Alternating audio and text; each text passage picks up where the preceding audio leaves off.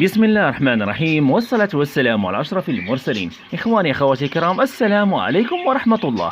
نصيحة الأحد، نصيحة اليوم: لا بد من تفحص طائرك هل هو مريض أم لا. لا تنتظر حتى ينتفخ طائرك ثم تعطيه الدواء، لأن بعض الطيور عندما تمرض فلا ينفع معها أي دواء، سبحان الله، وتموت رغم أنك قمت بإعطاء الدواء اللازم من حبات، من قطرات من ماء، فلا تشفى، سبحان الله. لا بد من تفحص طائرك، لا تنتظر حتى يمرض، يعني قم بمسك طائرك والنفخ على البطن، وكذلك بمراقبة برازه، هل هو جيد، هل هناك إسهال أم لا، هل هناك إسهال أخضر، هل هناك إسهال أبيض، هل الأمعاء جيدة، يعني هل حركة الطائر جيدة. لا تنتظر كما قلت حتى ينتفخ طائرك ثم بعد ذلك تبدأ في عملية الدواء.